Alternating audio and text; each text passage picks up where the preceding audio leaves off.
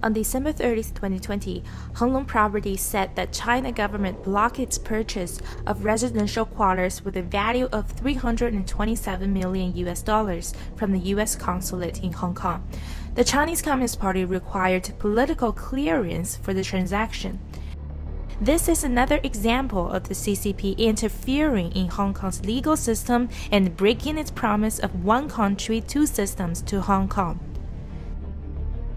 In 1984, China and the UK signed the Sino-British Joint Declaration and agreed on the one country, two systems principle, meaning Hong Kong, the former British colony, would not practice the socialist system in mainland China, and Hong Kong's existing capitalist system and way of life would be unchanged for 50 years until 2047.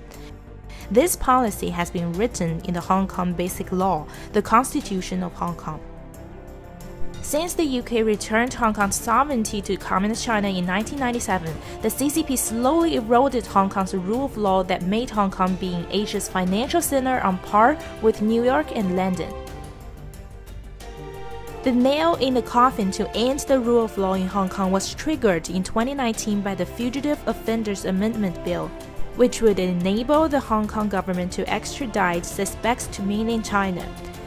The Hong Kong people stood up to protest against the visible hands of the CCP. 2 million Hong Kong people marched on June 12, 2019. The CCP brutally cracked down on the Hong Kong people and doubled down by passing the Hong Kong National Security Law on June 30, 2020.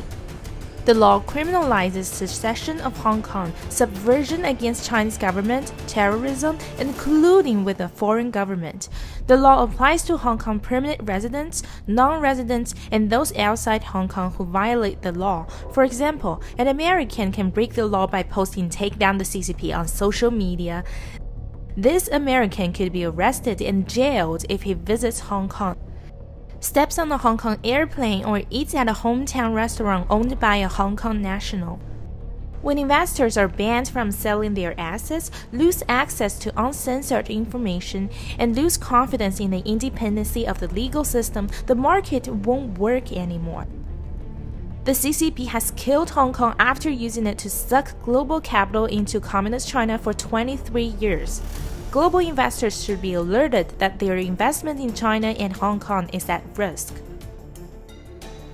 In August 2019, Chinese state media CCTV said the Sino-British Joint Declaration is a historical document and has been invalidated and expired for a long time.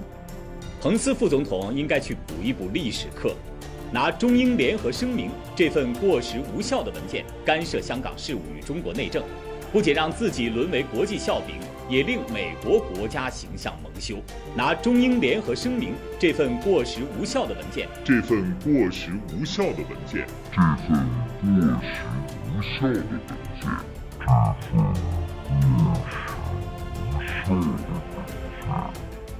，That is a total lie. There's no termination date written on the declaration, and the document was registered at the United Nations on June 12, 1985. The Chinese government shows no respect for the law and doesn't keep its promises. The world should not trust the CCP's words and should not expect the CCP to be bound by any international treaty it signed.